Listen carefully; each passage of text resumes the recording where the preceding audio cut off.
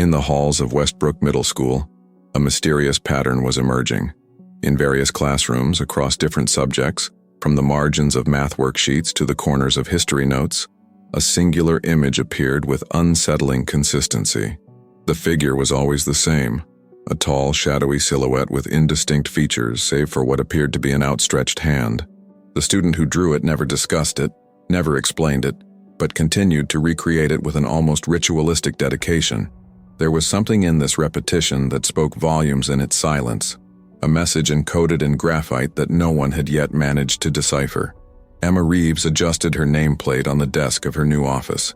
After 6 years as a school counselor in the neighboring district, the move to Westbrook felt like both a fresh start and a homecoming. She'd grown up not far from here, and there was something comforting about returning to a community that resembled her own childhood stomping grounds. The office was small but cozy, with a window overlooking the school's courtyard.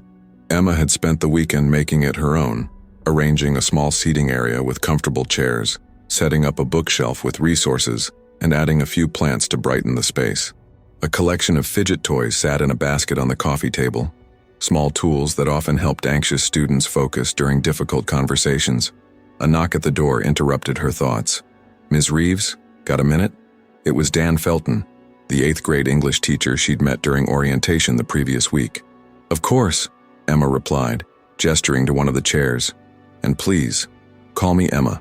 Dan sat down, a folder in his hands. "I know it's only your first official day, but I wanted to bring something to your attention early."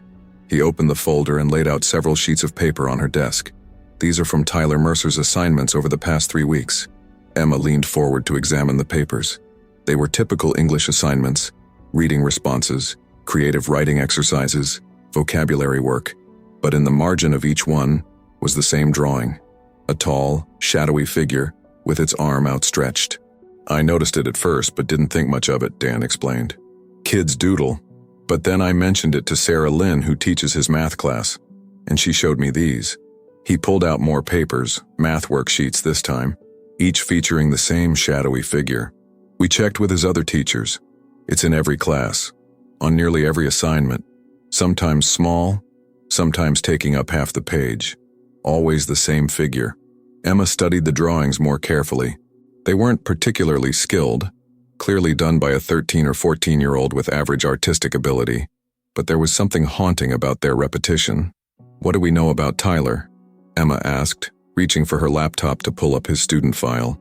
"Quiet kid, smart, but his grades have been slipping this semester. Doesn't cause trouble, but doesn't engage much either. Been at Westbrook since 6th grade. Dan hesitated. His homeroom teacher from last year mentioned some concerns about his home situation, but nothing was ever substantiated. Emma nodded, scanning Tyler's basic information on her screen. "I see he lives with his father and stepmother. Any siblings?" "A younger half-sister, I believe. His mother's not in the picture, moved across the country when he was younger." "Has anyone asked him about the drawings?" Dan shifted uncomfortably. "Sarah tried. He just shrugged it off, said it was nothing. Just something he does when he's thinking." Emma considered this. "I'd like to meet with him. Maybe during study hall so he doesn't miss class time." "He has study hall 4th period," Dan confirmed, standing up. "I'll let his supervisor know you'll be calling for him." After Dan left, Emma spent time reviewing Tyler's file more thoroughly. His academic performance had indeed been strong until about halfway through 7th grade, when his grades began a slow but steady decline. There were no disciplinary issues, but attendance had become spotty in recent months. Nothing serious enough to trigger formal intervention, but noticeable. Emma made a few notes, then closed the file and prepared for her first day of scheduled appointments. 4th period arrived and Emma sent a note to the study hall supervisor requesting Tyler Mercer. A few minutes later, a knock came at her door. "Come in," she called. The boy who entered was thin and of average height for his age, with sandy brown hair that fell across his forehead. He wore a plain gray hoodie that seemed a size too large, and jeans that had seen better days. His expression was carefully neutral as he hovered in the doorway. "Tyler, I'm Ms. Reeves, the new school counselor." Emma smiled warmly. "Please have a seat." Tyler moved to the chair across from her desk, his backpack still slung over one shoulder, his body language suggesting he was ready to bolt at any moment. "Am I in trouble?" he asked, his voice quiet but steady. "Not at all. Emma assured him. I'm just meeting with various students as I get settled in, getting to know people. It wasn't entirely true, but Emma knew that immediately focusing on the drawings might cause Tyler to shut down. How's your 8th grade year going so far? Tyler shrugged. It's fine. Any favorite subjects? Science, I guess. We're studying astronomy. Emma nodded encouragingly. That's fascinating stuff. The universe is pretty amazing, isn't it? A flicker of genuine interest crossed Tyler's face. Yeah, we're learning about black holes, how they're so dense that not even light can escape them. That always blew my mind, Emma said. Something so powerful that it can trap light itself. Tyler nodded, relaxing slightly in his chair. Emma let the conversation about astronomy continue for a few minutes, allowing Tyler to open up about something that clearly interested him. She noticed how he became more animated when discussing the cosmos, using his hands to illustrate concepts, his eyes lighting up with enthusiasm. Gradually, she steered the conversation toward his other classes, noting how his responses became more perfunctory.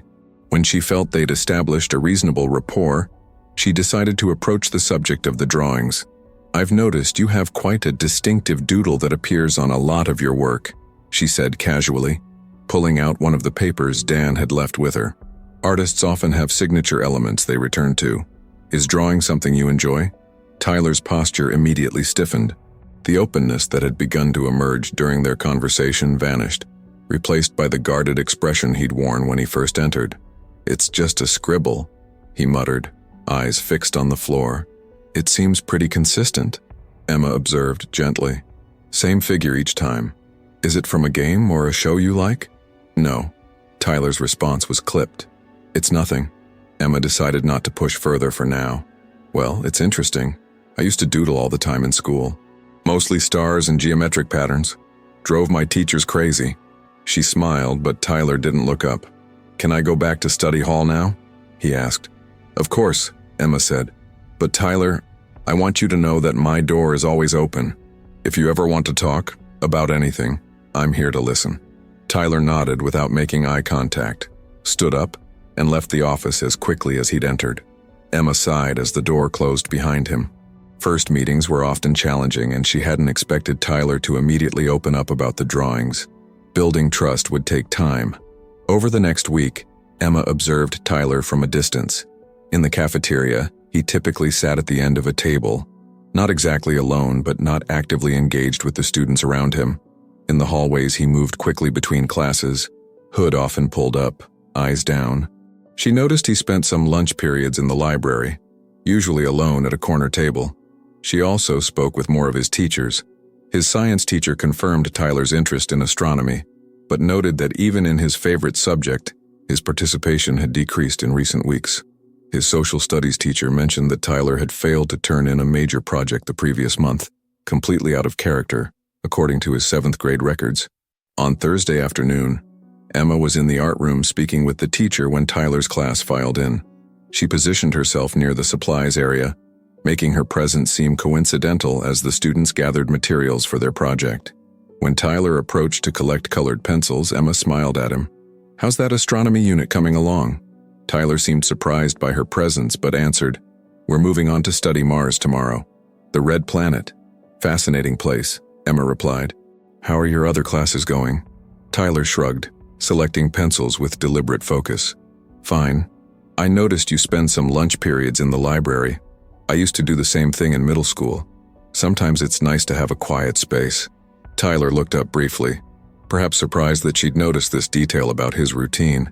Yeah, it's quieter. I can think there. I understand that, Emma said. By the way, I'm starting a small lunch group on Tuesdays for students who enjoy science and space. Very casual. Just eating lunch and talking about cool scientific discoveries. You might enjoy it, given your interest in astronomy. Tyler hesitated. Maybe. No pressure. The invitation is open if you decide you're interested. Emma stepped back, allowing him to return to his desk. Throughout the class period, Emma observed Tyler working on the assigned art project, a landscape using perspective techniques. Unlike most students who chatted while they worked, Tyler remained focused and solitary. About halfway through the period, Emma noticed him pause his work on the landscape. In the corner of his paper, almost automatically, he began to draw the now familiar shadowy figure. This time, Emma could see the process more clearly. Tyler seemed almost unaware he was creating it, his hand moving as if by muscle memory.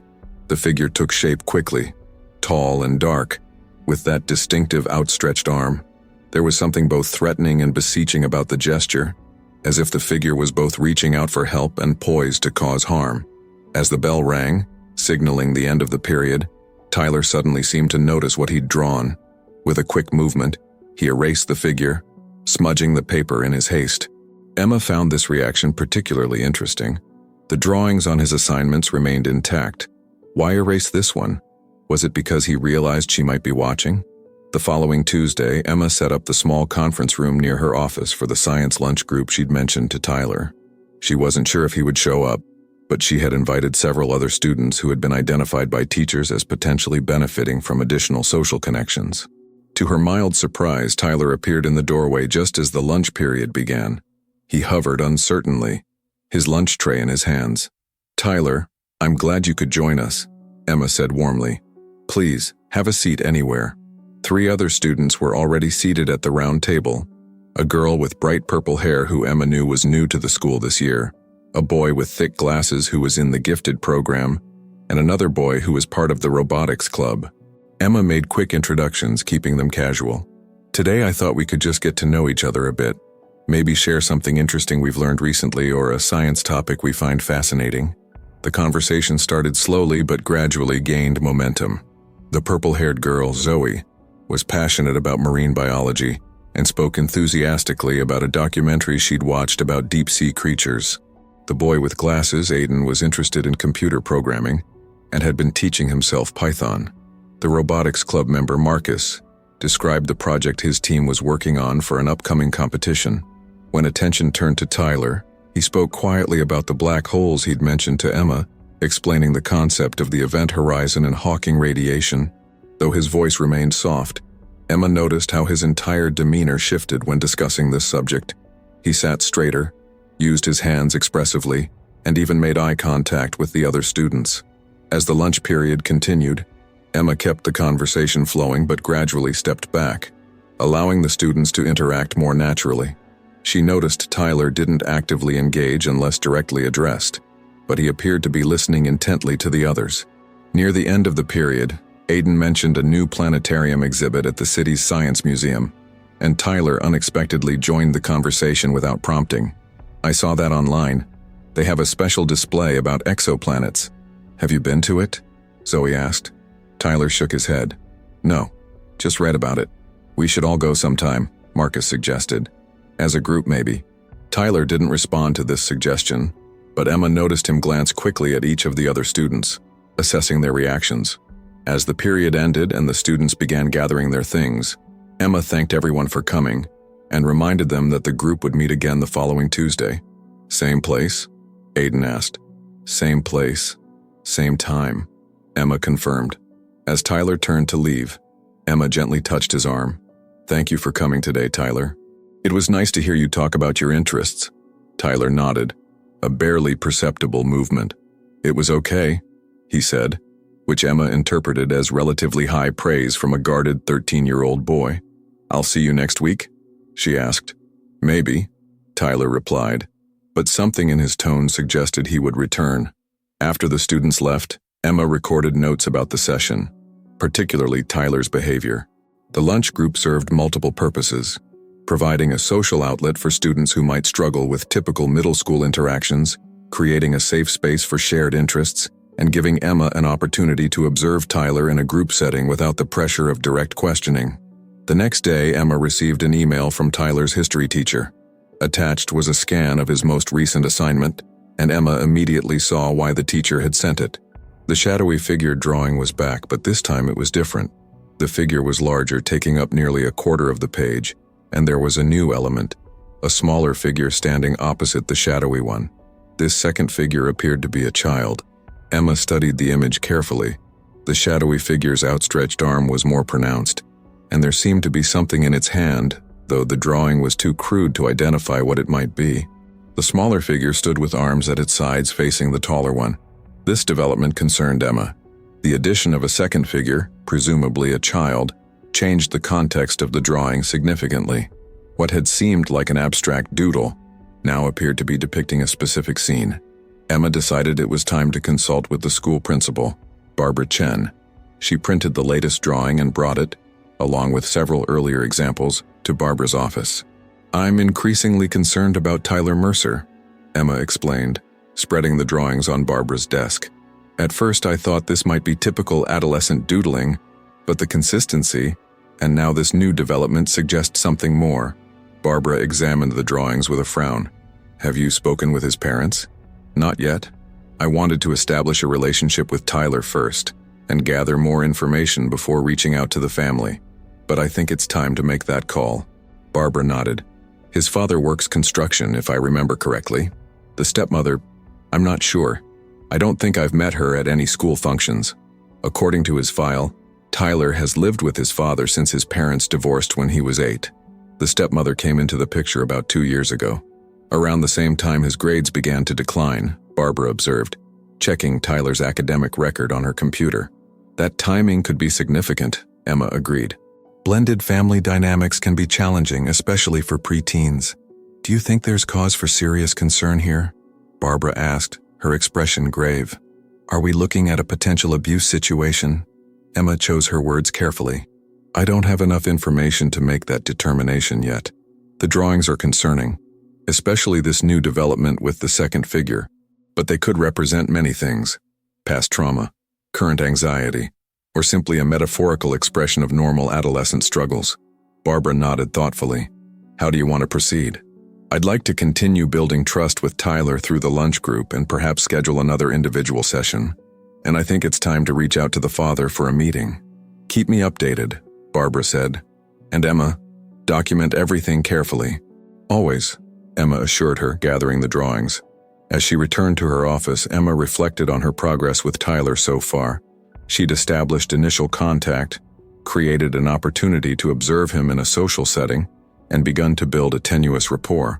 But the mystery of the shadowy figure remained, and the new development in the drawing suggested the situation might be more urgent than she'd initially thought. Emma checked Tyler's family contact information and picked up her phone. It was time to take the next step in unraveling the mystery of the shadowy figure that haunted Tyler's drawings, and perhaps his life. Emma tapped her pen against her desk, watching the minutes tick by. Robert Mercer, Tyler's father, was now 15 minutes late for their scheduled meeting. She'd managed to reach him by phone 3 days earlier, carefully framing her request to speak with him about Tyler's academic performance, rather than specifically mentioning the drawings. Mr. Mercer had seemed distracted during their brief conversation, agreeing to the meeting but twice asking her to repeat the date and time. Just as Emma was considering whether to reschedule, a knock came at her door. "Come in," she called. The man who entered was tall and broad-shouldered with the same sandy hair as Tyler, though his was cropped short.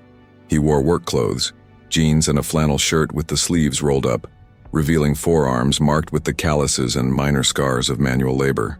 "Mr. Mercer, I'm Emma Reeves, the school counselor." "Rob," he corrected, shaking her outstretched hand with a firm grip. "Sorry I'm late. Job ran longer than expected." "No problem. Thank you for making the time." Emma gestured to the chair across from her desk. "Please have a seat." Rob lowered himself into the chair, looking slightly uncomfortable in the small office. "Is Tyler in trouble? Your message wasn't real specific." "Tyler's not in trouble," Emma assured him. "I wanted to discuss some observations about his academic performance and social engagement this year." Rob nodded, his expression neutral but attentive. "Tyler's teachers have noticed a gradual decline in his grades over the past year or so," Emma began, pulling up his academic record on her computer screen and turning it so Rob could see. "He's still passing all his classes, but his performance has dropped significantly from his previous levels." Rob studied the screen, frowning slightly. "Kid's smart, always has been. Figured he was doing fine." "He is smart," Emma agreed, "and academically he's still managing. But we've also noticed that he's become increasingly withdrawn. He rarely participates in class discussions, spends most lunch periods alone in the library, and doesn't seem to engage much with his peers." Rob shifted in his chair. "That's just Tyler. Always been kind of a quiet kid, keeps to himself, gets that from his mother." He said this last part with a hint of something, bitterness, regret. Emma couldn't quite identify the emotion. "Has Tyler talked about school at home?" Any concerns he's shared with you? Not really, like I said, he's quiet. Doesn't volunteer much. Rob paused. Look, Ms. Reeves. Emma, please. Emma, I appreciate the concern, but I work long hours. Tyler's a good kid. Doesn't get in trouble, does his homework far as I know. We're managing okay. Emma nodded, choosing her next words carefully. I understand, and I want to be clear that I'm not suggesting otherwise. I've actually started a small lunch group for students with an interest in science, and Tyler has joined us. He's quite knowledgeable about astronomy. This seemed to surprise Rob. Astronomy? Didn't know he was into that. He's quite passionate about it, actually, especially black holes and cosmic phenomena. Rob's expression softened slightly.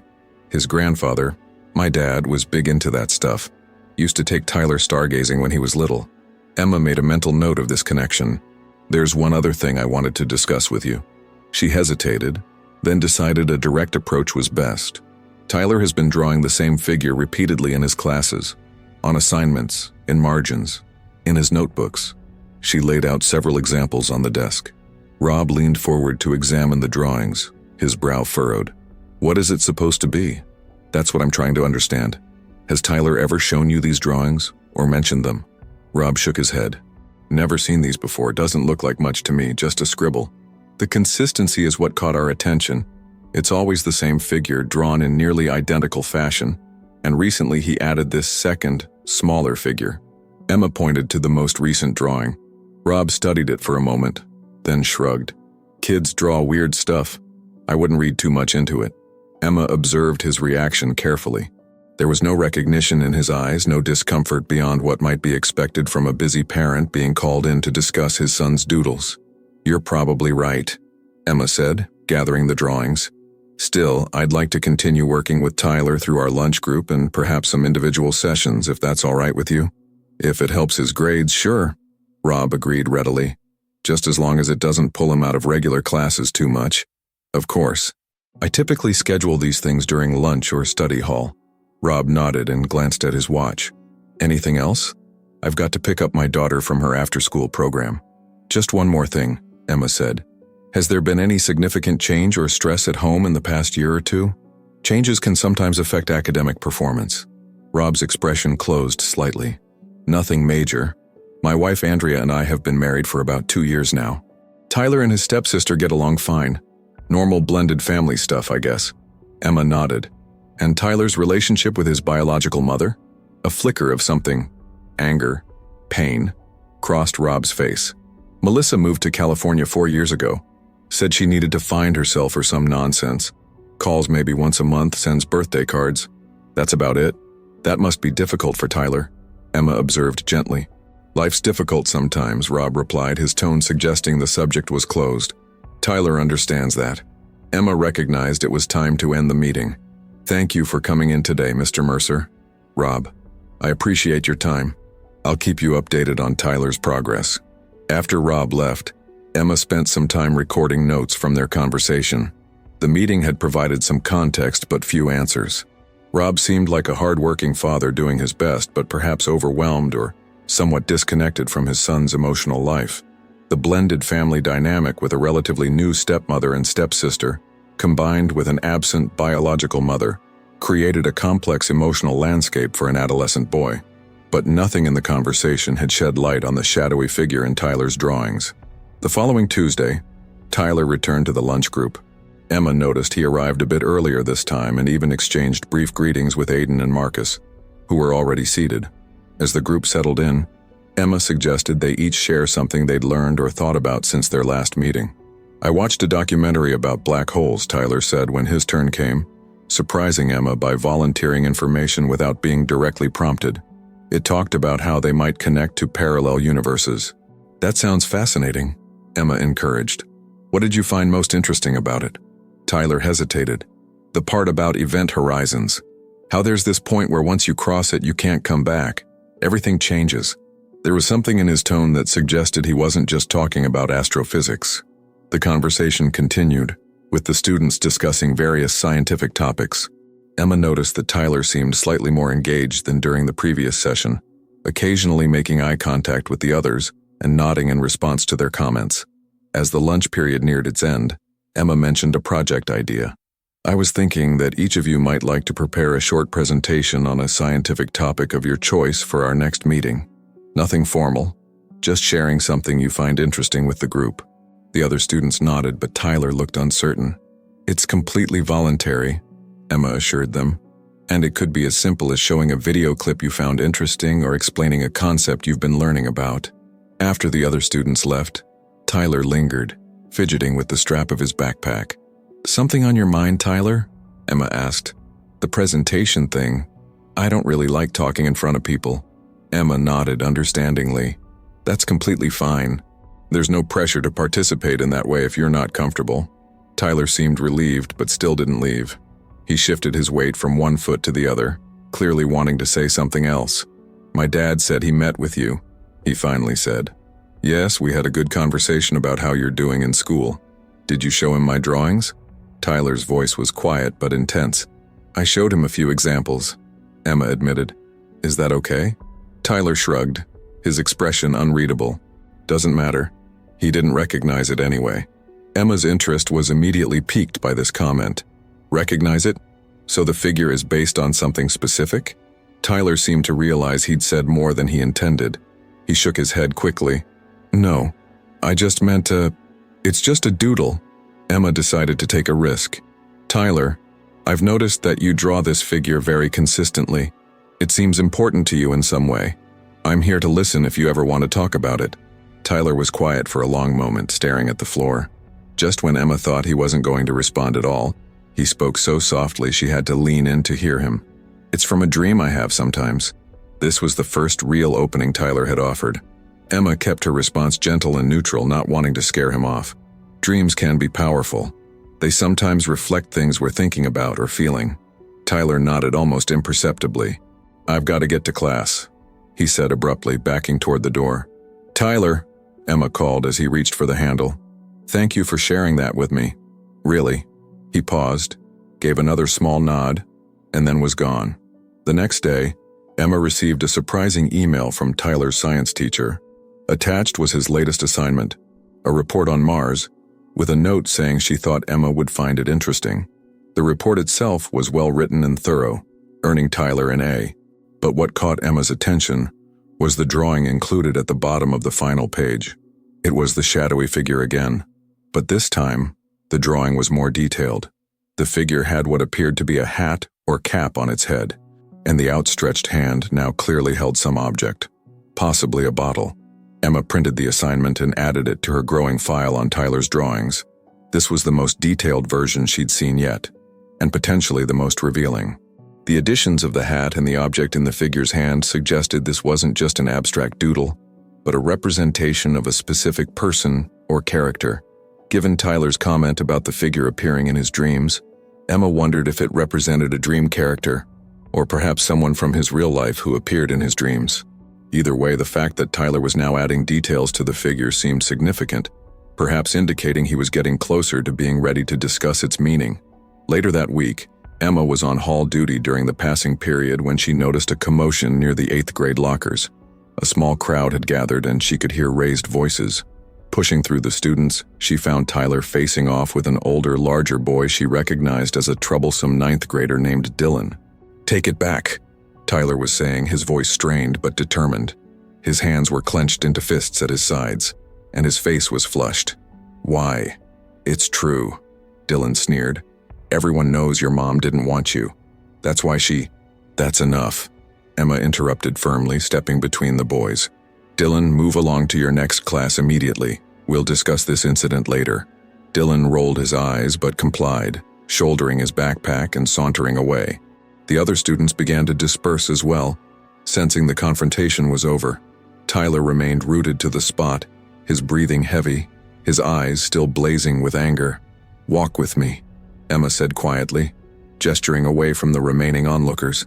Tyler hesitated, then fell into step beside her as she moved down the now emptying hallway. Want to tell me what that was about? Emma asked when they were out of earshot of other students.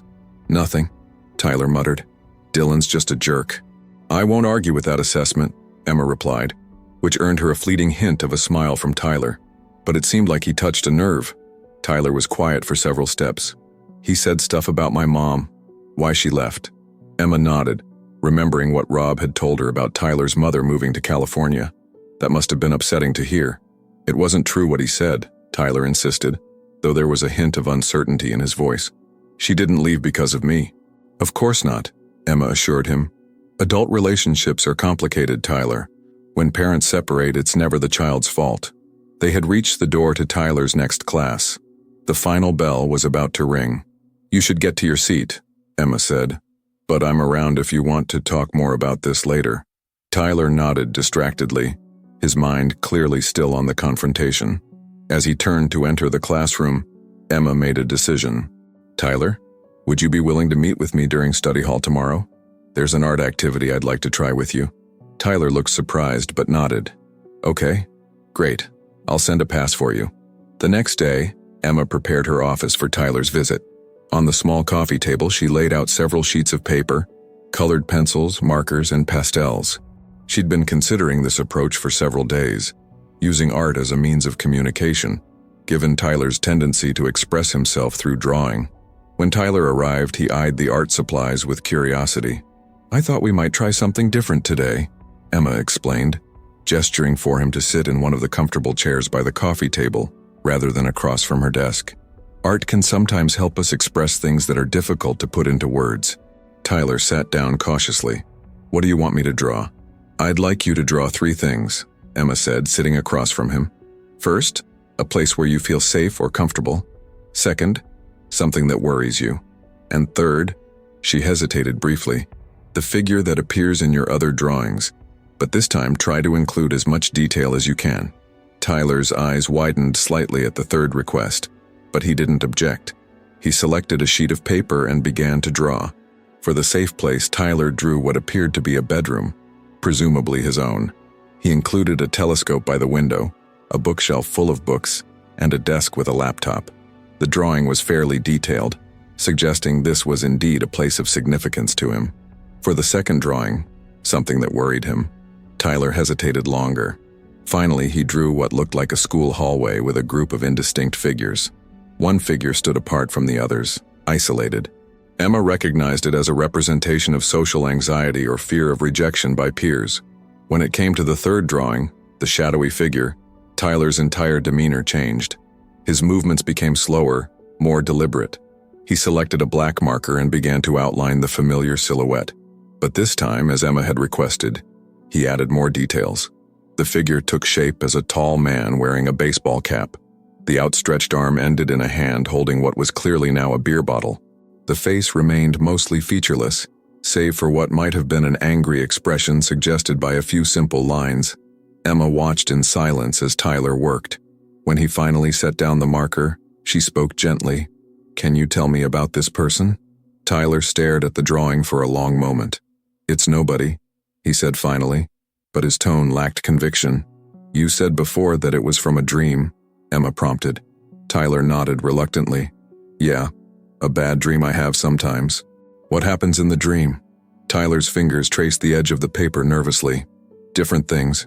Sometimes the person is just standing there, watching. Sometimes they're yelling.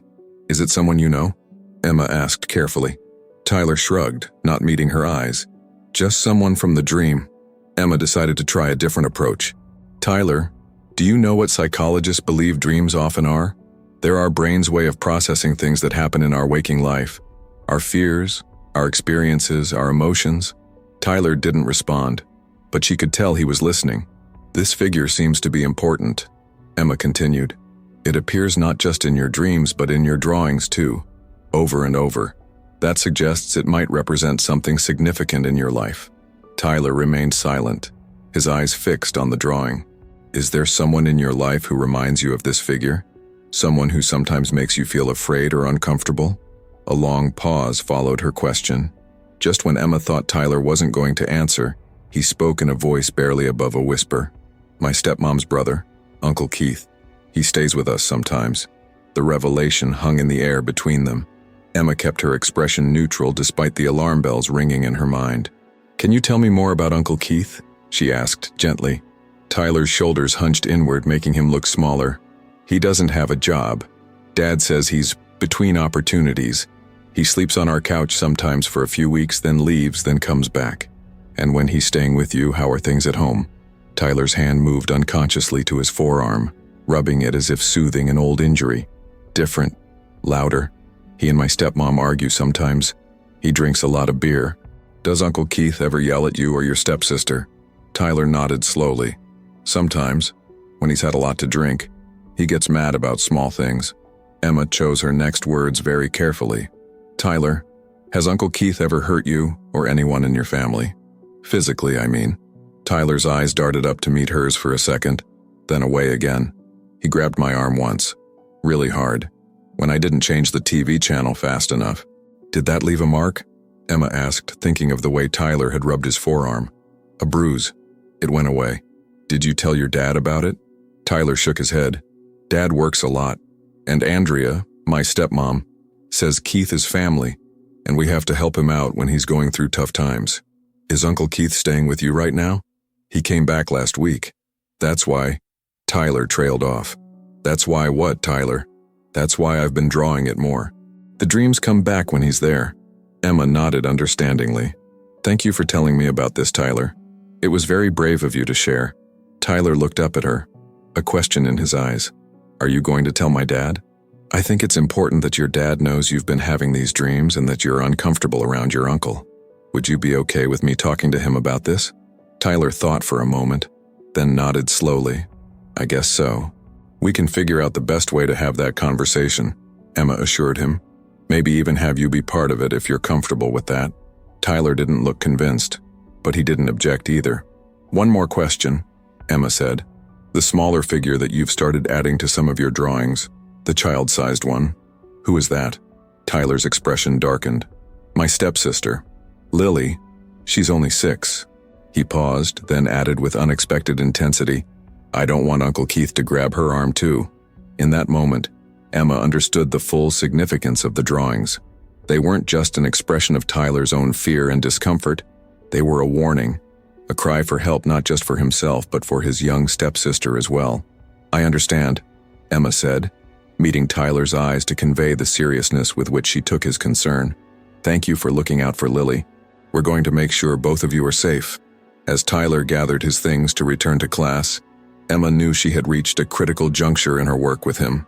The shadowy figure in his drawings had finally taken form, not as a supernatural entity or an abstract fear, but as a very real person whose presence in the household was causing Tyler significant distress.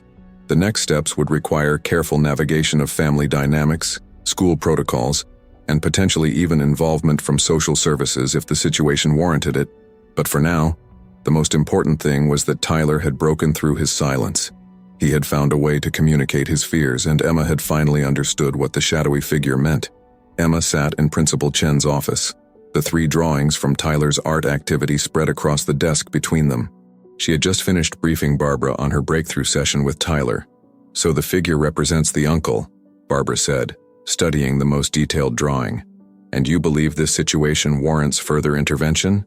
I do, Emma confirmed. Tyler described his Uncle Keith as volatile, frequently intoxicated, and indicated there was at least one instance of physical intimidation. He's also expressed concern for his younger stepsister's safety. Barbara leaned back in her chair, her expression serious. Do you believe there's imminent danger requiring an immediate report to Child Protective Services? Emma considered carefully. Based on what Tyler has shared, I don't believe there's immediate life-threatening danger. The uncle grabbed Tyler's arm hard enough to leave a bruise on one occasion, but Tyler didn't describe systematic physical abuse. That said, the situation is clearly causing him significant psychological distress. And the father? What's your assessment there? Robert Mercer seems to be a hard-working parent who's somewhat disconnected from his son's emotional needs. His long work hours mean he may not be fully aware of what's happening when he's not home. The stepmother appears to enable her brother's presence despite his problematic behavior. Barbara nodded thoughtfully. So what's your recommended course of action? I'd like to schedule a meeting with both parents, preferably without Tyler present initially, to discuss our concerns. I want to get their perspective and gauge their willingness to address the situation before determining if external authorities need to be involved. That seems reasonable, Barbara agreed. Do you want me to participate in that meeting? I think that would be helpful, yes. Having you there underscores the seriousness of the situation. All right, let's proceed with arranging that meeting as soon as possible. Barbara made a note in her calendar. In the meantime, continue your sessions with Tyler. We need to maintain that trust you've established. The following morning, Emma received an unexpected phone call from Tyler's stepmother, Andrea Mercer. Rob had apparently mentioned Emma's concerns about Tyler's academic performance, and Andrea wanted to discuss the situation. Emma seized the opportunity to schedule the meeting she and Barbara had discussed, suggesting both parents come in the following afternoon. To her surprise, Andrea readily agreed. With the meeting set, Emma turned her attention to preparing. She organized her notes on Tyler's behavior, his academic decline, and most importantly, the drawings and their recently revealed significance. She wanted to approach the conversation tactfully but directly, focusing on Tyler's well-being, rather than accusations about the uncle's behavior or the parents' supervision. When the time for the meeting arrived, Emma was surprised to see Andrea Mercer arrive alone. Rob got called to an emergency at a job site, Andrea explained as she settled into a chair in Emma's office. Principal Chen had joined them, sitting slightly to the side to allow Emma to lead the conversation. He asked me to come anyway since we didn't want to reschedule. Emma nodded, quickly adjusting her approach for a one-parent meeting. Thank you for making the time, Mrs. Mercer. Andrea, please. Tyler's stepmother was a thin woman in her early 30s with carefully styled blonde hair and a polished appearance that contrasted with Rob's more rugged look. She wore business casual attire and several pieces of understated jewelry. Rob mentioned you had concerns about Tyler's schoolwork. Yes, that's part of what I wanted to discuss, Emma began. As I explained to Rob previously, Tyler's academic performance has declined over the past year. But I've recently had some breakthrough conversations with Tyler that I think help explain what might be behind those changes. Andrea leaned forward slightly, her expression attentive. What kind of breakthroughs? Emma pulled out several examples of Tyler's drawings, arranging them in chronological order. Tyler has been drawing this same figure repeatedly in his classes for months. Recently, he shared with me what this figure represents. Andrea studied the drawings with a slight frown. I'm not sure I understand, they're just doodles, aren't they? They're actually quite meaningful to Tyler, Emma explained. He told me that this figure represents his uncle Keith, your brother. He indicated that Keith's presence in your home is causing him significant anxiety. Andrea's posture stiffened immediately. My brother? That's absurd. These don't look anything like Keith. Children often represent people symbolically in their art rather than realistically, Emma said gently. Tyler specifically identified this figure as his uncle. He mentioned that Keith stays with you periodically, that he drinks heavily while there, and that there was at least one incident where Keith grabbed Tyler's arm forcefully enough to leave a bruise.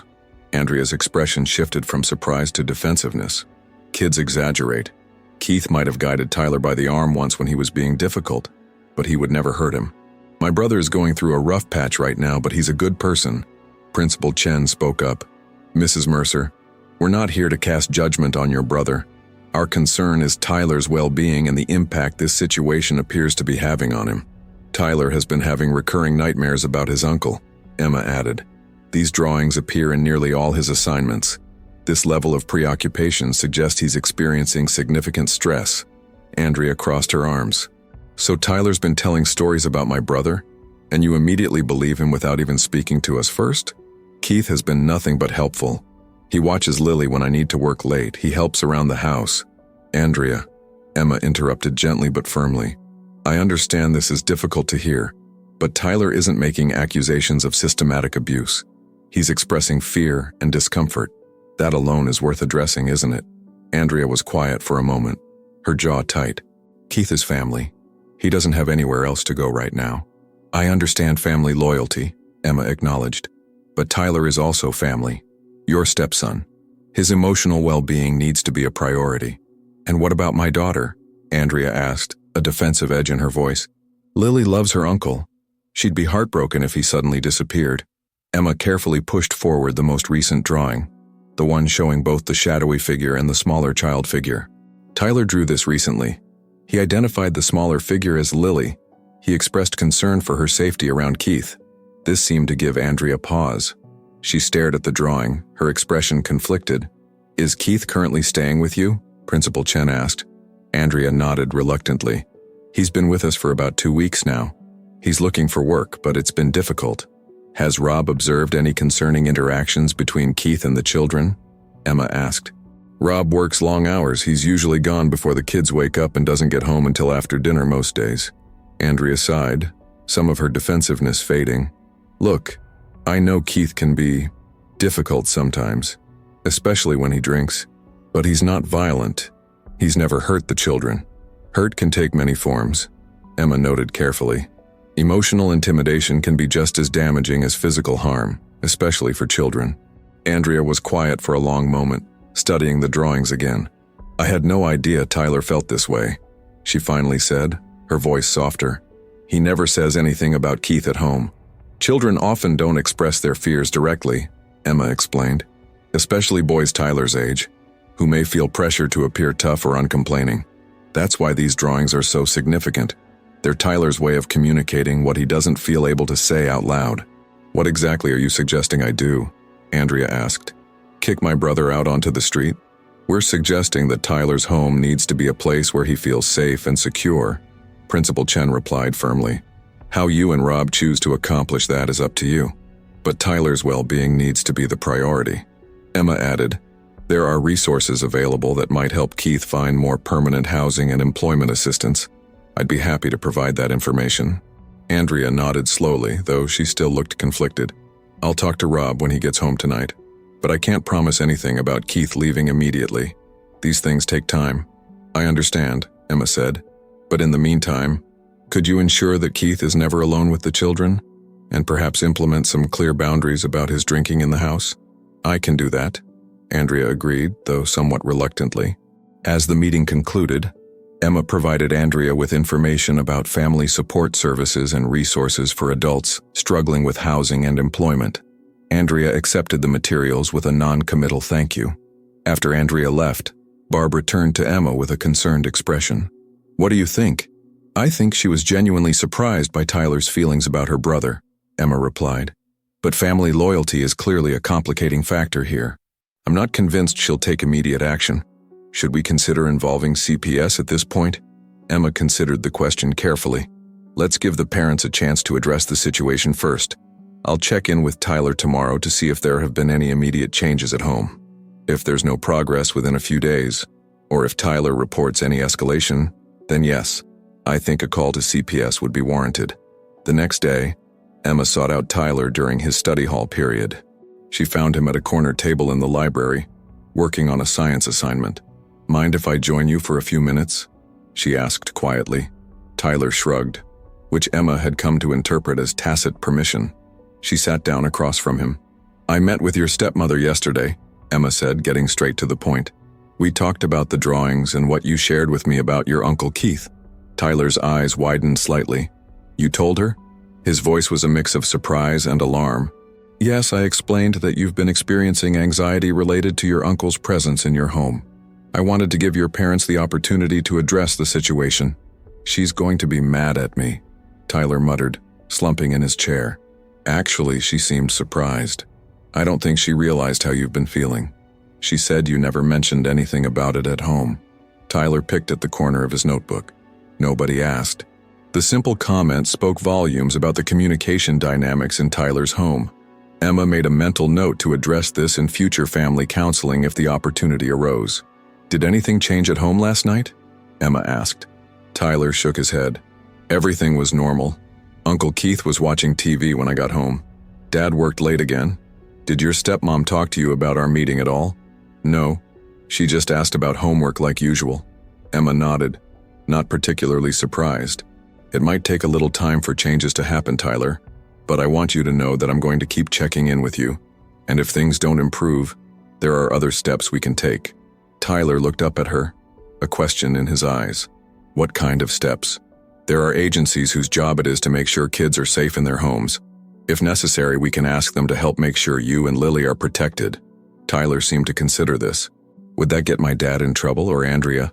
It's not about getting anyone in trouble, Emma assured him.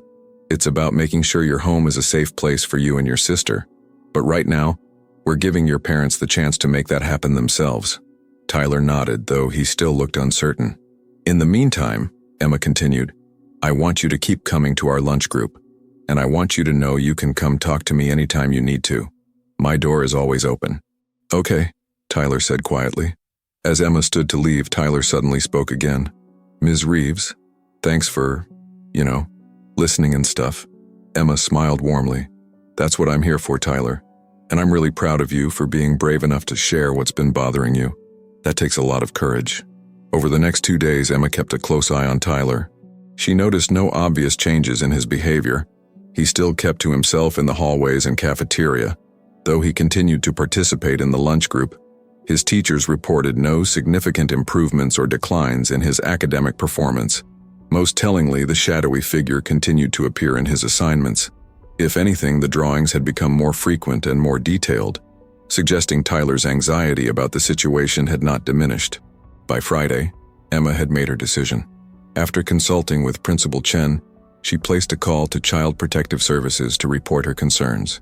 She emphasized that there was no evidence of severe physical abuse, but detailed the pattern of Tyler's drawings, his disclosure about his uncle's behavior, and the apparent reluctance of the parents to take immediate action. The CPS intake worker informed Emma that they would conduct an initial assessment within 48 hours. Emma provided all the documentation she had gathered, including copies of Tyler's drawings and her detailed notes from their conversations. Monday morning brought an unexpected development.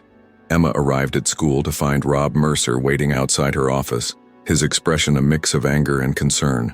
"We need to talk," he said as soon as she approached. "Some social worker showed up at my house yesterday asking questions about how we treat our kids. Said the school reported us for possible abuse." Emma unlocked her office door and gestured for Rob to enter. "CPS conducts assessments whenever there are concerns about a child's welfare," she explained calmly as they both sat down. "I made the report after giving you and Andrea an opportunity to address the situation with Keith. Andrea told me about your meeting," Rob said, his voice tense. "But we didn't think it was serious enough to warrant getting the government involved in our family business." It became clear that immediate steps weren't being taken to address Tyler's concerns, Emma replied. His drawings continued to show his preoccupation with the threat he perceives from his uncle. "As a mandated reporter, I'm legally obligated to report situations where a child's safety or well-being may be at risk." Rob ran a hand through his hair in frustration. "Keith's never hurt those kids. Yeah, he drinks too much sometimes and maybe he's not the best influence, but he's not abusive. Tyler told me Keith grabbed him hard enough to leave a bruise," Emma said quietly. "And regardless of whether further physical interaction has occurred, Tyler is clearly frightened of him. That fear alone is impacting his well-being and his academic performance." Rob was silent for a moment, his expression troubled. "Tyler never said anything to me about being scared of Keith. Have you asked him?" Emma questioned gently. "Have you created opportunities for him to talk to you about what's happening at home when you're not there?" The question seemed to hit home. Rob's defensive posture sagged slightly. "I work a lot," he said, his voice quieter now.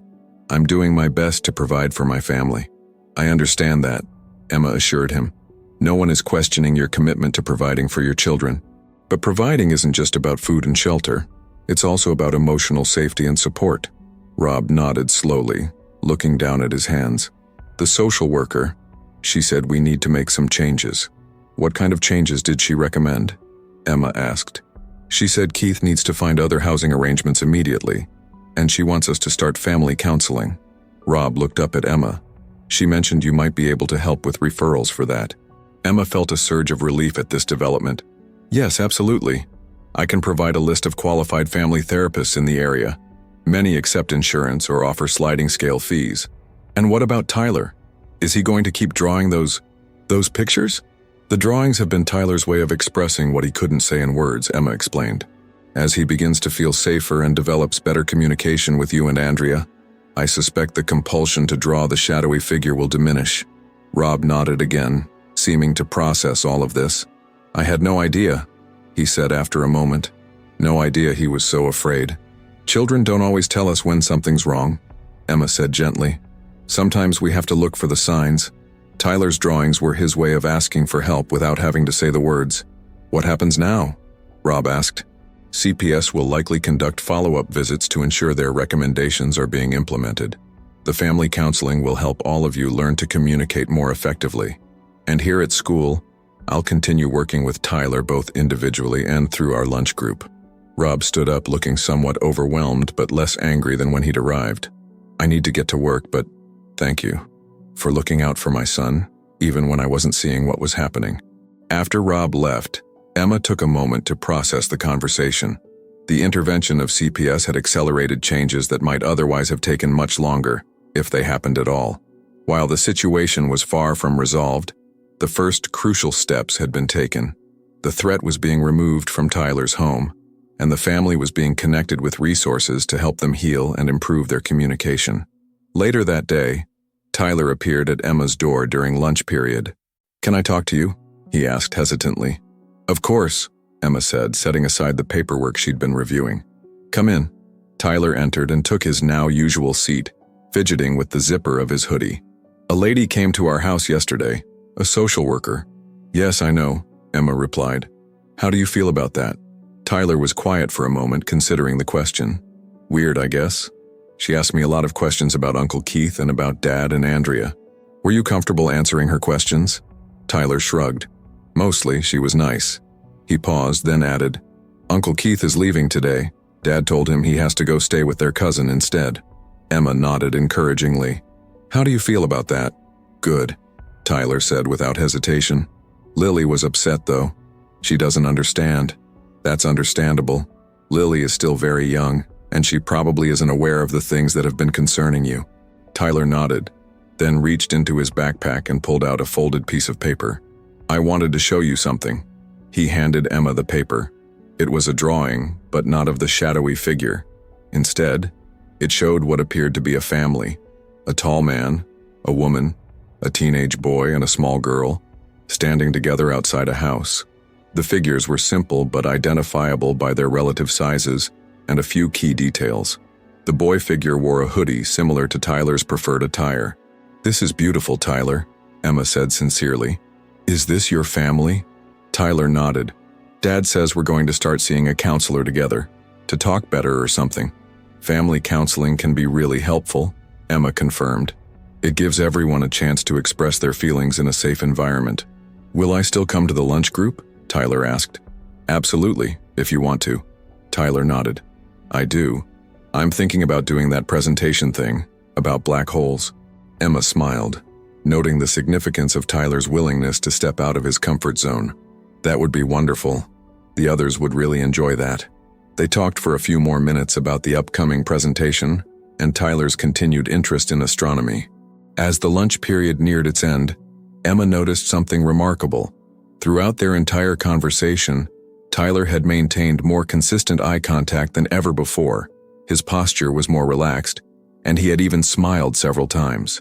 Most significantly, for the first time since Emma had known him, there wasn't a single shadowy figure drawn anywhere on Tyler's schoolwork or notebook that day. As Tyler gathered his things to head to his next class, Emma felt a profound sense of satisfaction. The mystery of the shadowy figure had been solved, and more importantly, it had led to meaningful intervention in a situation that might otherwise have continued to deteriorate. Tyler had found his voice, and through the simple act of drawing the same figure over and over, he had finally been heard. "Tyler," Emma called as he reached the door. "I'm really proud of you, you know that?" Tyler ducked his head slightly, but she could see the small smile on his face. "Thanks, Ms. Reeves. See you at lunch group tomorrow?" Tyler nodded. "Yeah, see you tomorrow." As he left, Emma turned back to the family drawing he had shared with her. It represented hope. Hope for healing, for improved communication, for a future where Tyler would no longer need to express his fears through shadowy figures in the margins of his schoolwork. The revelation of what the drawings meant had been just the beginning. The real breakthrough was what happened next. A family confronting difficult truths, a system responding to protect vulnerable children, and a boy finding healthier ways to express himself and be heard. Emma carefully placed Tyler's new drawing in his file, alongside the shadowy figures that had first alerted her to his silent cry for help. Together they told a story, not just of a problem identified, but of a path forward toward resolution and healing. 3 months had passed since the intervention, and Emma watched with quiet satisfaction as Tyler presented his completed science project to the lunch group. His presentation on black holes included an impressively detailed model depicting the gravitational pull on nearby stars. The once withdrawn student now spoke with confidence to the small gathering of peers who had become his friends. "Excellent work, Tyler," Emma said, as he concluded to enthusiastic applause from the other students. "Your understanding of the event horizon concept is really impressive." Tyler smiled, a genuine, unguarded expression that had once been rare but was becoming increasingly common. "Thanks, Ms. Reeves." After the lunch group dispersed, Tyler lingered behind as he often did now, helping Emma clean up. "I got my report card yesterday," he mentioned casually, though the hint of pride in his voice was unmistakable. "And?" Emma prompted, though she already knew the answer from checking his grades earlier that week. "All A's and B's," Tyler confirmed. "Dad put it on the refrigerator." "That's fantastic, Tyler. You've worked really hard this semester." "The family sessions are helping," Tyler admitted, surprising Emma with his insight. "Dad's working less overtime now. He comes to my astronomy club meeting sometimes." Emma nodded, recalling her most recent consultation with the family's therapist. Rob had indeed made significant changes to his work schedule, prioritizing time with his children. Andrea had helped her brother find a substance abuse program, and while Keith's recovery was ongoing, he no longer stayed at their home. "Ms. Reeves?" Tyler's voice pulled her from her thoughts. "I wanted to give you something." He reached into his backpack and pulled out a carefully folded piece of paper. Emma opened it to find a drawing, not of a shadowy figure, but of a telescope pointed at a star-filled sky.